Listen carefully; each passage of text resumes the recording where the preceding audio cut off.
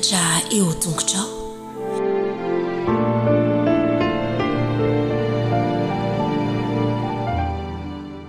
miarabany tanora Mantoanto rehetra ireo 3 taona sy 4 taona rehetra indray a natratra ity fotoana ity miaraba ihany koa ny zoky a ny ray aman-dreny a ny zandry rehetra ihany koa tonga famerenana ny lesona fahadimy isika izay nianarantsika tamin'ny herinandro iny a izay mitondra ny lohateny hoe manohitra ny fitaomany ratsy ataony namana, manohitra ny fitaomany ratsy ataony namana.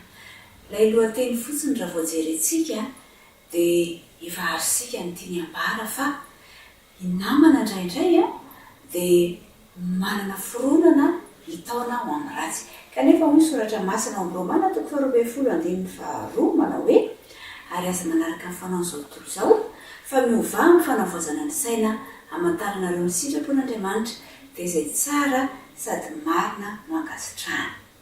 Izay ihany koa no andiny fototra izay niarahantsika nianatra tamin'ny herinandro iny. Nahitsika tantara ny Margareta tovovavy anankiray izay nananamana. Ity namany ity dia nitaona azy andeha hijery horonan-tsary mampatahotra anankiray.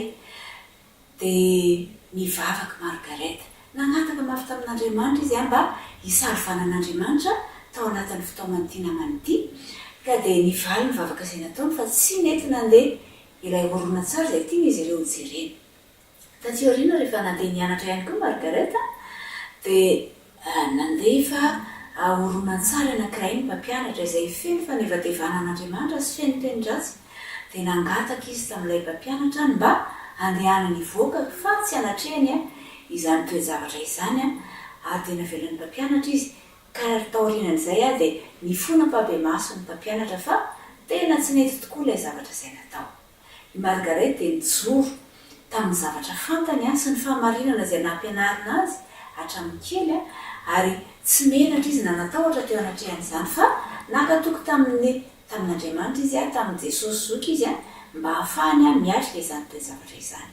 Dia izay ihany koa ny lesona lehibe izay nianarantsika ry tanora Mantoanto ao anatin'izao taona anareo izao dia tena mitaona anareo ny namana ary ny namana dia manana tombam-bidy manokana mihitsy aminareo tanora toy izao ka matahotra ianareo indraindray miala ao anatin'ireny namana ireny raha toa ka mijoro.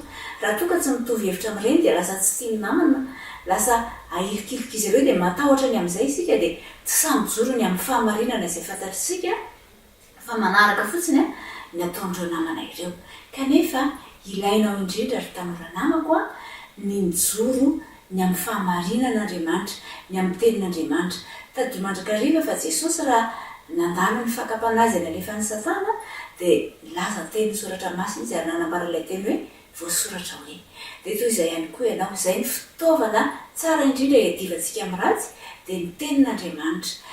Aoka isika izany azoto hianatra hanao tsenjery ihany koa ny tenin'Andriamanitra dia ametraka ao an-tsaintsika ireny teny ireny ka raha tonga ny fakapana azy alefa n'ilay ratsy dia apaitsahivy ny fanamasina antsika ireny teny ireny mba hahafahantsika manohitra ny fitaomany namana ho amin'ny ratsy.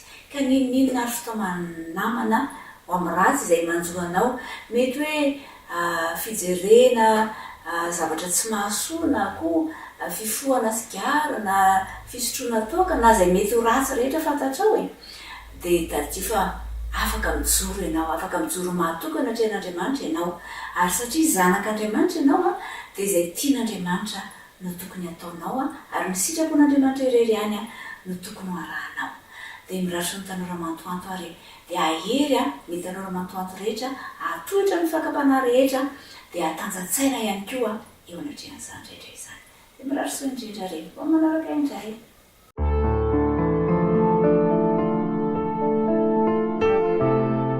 Mianatra eo tongotrao.